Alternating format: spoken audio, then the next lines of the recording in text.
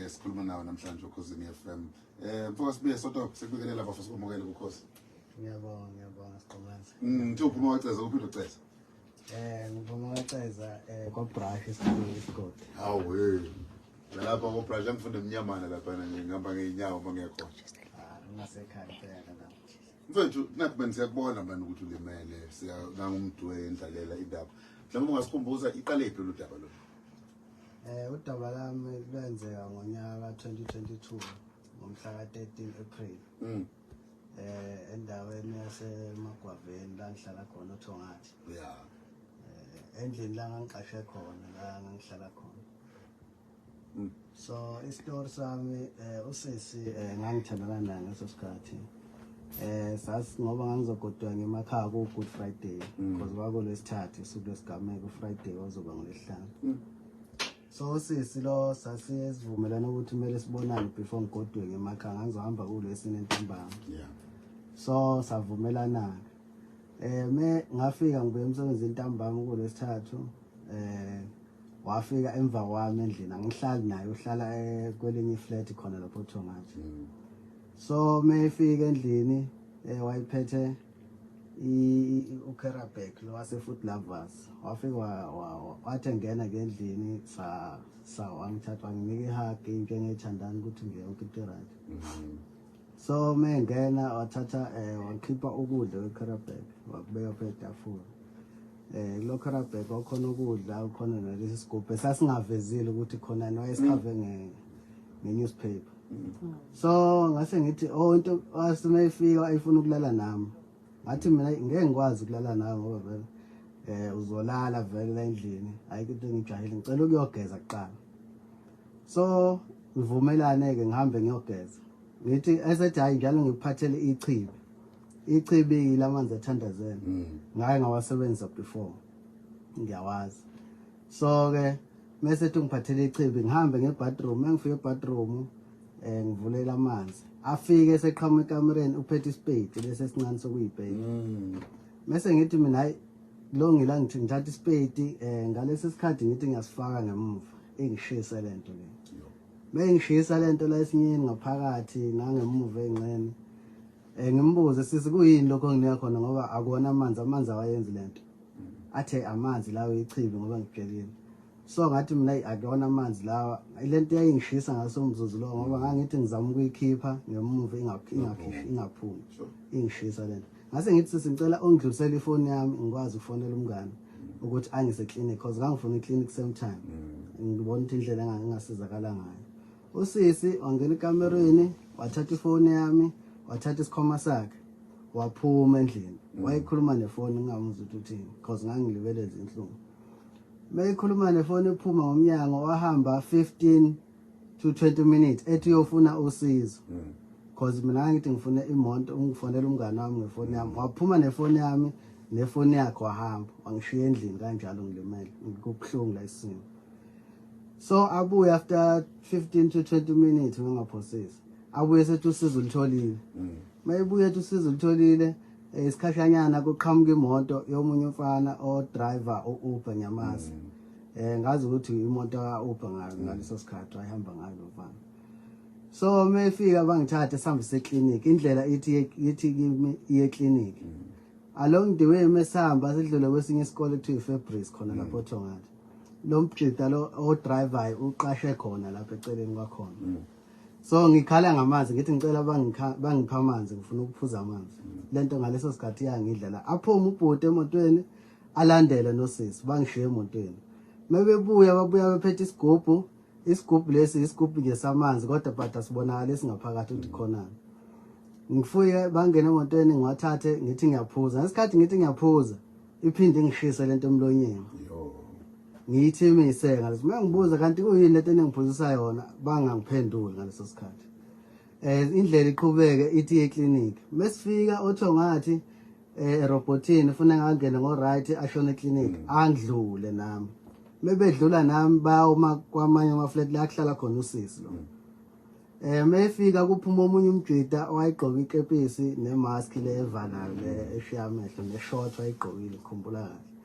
bakhulume ngaphandle kwemoto isikhashanyana baphinde bangene emotweni badrive bahambe nami baye ngase-King Shaka International Airport ngasemahashini bahambe khona umgwaqo omdala lapho namahlathi bahambe nami khona mebefika bafike bame angazi yini babeyikhuluma emva kwalokho cause babe ngaphandle ngaphakathi emotweni baphinde babuyele nami emuva same time ngicela udriver ngithi ngicela ungidlulise eclinic ngoba manje leti yangilimaza and imali ukuthi ngizokhokhela imali ukuthi cause ngazi ukuthi imoto iwuphi udriver naye engangiphenduli bonke bahambe mase behamba babuyela nami endlini la ngihlala khona engiqashe khona so mengifika endlini la usisi lo nalobhuti lo esimthathe emafletini bakhulume no driver bethi cela abalinde mebethi balinde udriver anqabe futhi ashaye imoto ahamba ashiye mina yilo sisi nalobhuti esimthathe efletini singene endlini mengene endlini ngiphuza amanzi mengiyese ngigibela phe kombhede ngilale phe kombhede ngibheke phezulu ngisalalela inhlungu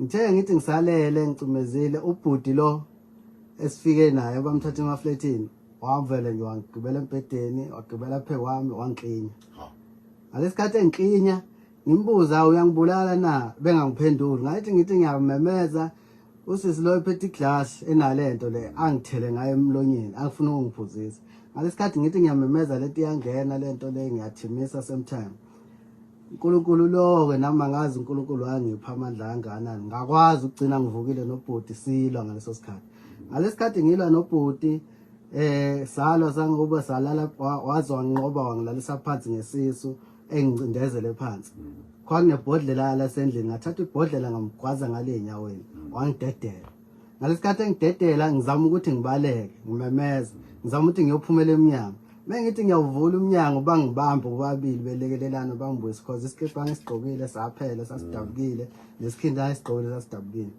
so babuyele nami ngaphakathi bavala umnyango ngalesikhathi elwa nami lobhuti usisi wathatha iayini lasendlini elami engikenya ngentambo ngemuva engidosa kanje ngilwe ngathi ngisananele lokho ngisalwa nobhuti lo usisi wangithela ngalento le engishisa umzimba wonke yayingishisa lento ingcinza futhi ngasikhathi ingcinza lento yayidla inyama njengoba nje ngathi ngifuna ukuthi siye ngoba khona abanye ngizobafaka sikhulume nabo kwenzekani khona iphutho laziyo olenzile kuze kusukele lokho hayi mina siqhumeza ngabe ngidlala ngawo umhlaba wonke ulalela kodwa nje iqiniso nokuthi ngangenzeni angikwazi and futhi ngiyafisa ukuthi ngishathiwa ngithola ithuba lokuthi ngibuze into eyodwa kusisi ngabuza wona lo mbuzo ukuthi sisi ngize ngibe ungenze kanje ungenze yini lengangiyenzile khombisa ukuthi ukufa kungifanele kuwena yabona ngithumela isithombe zakho lapha ungakenzeki lesonto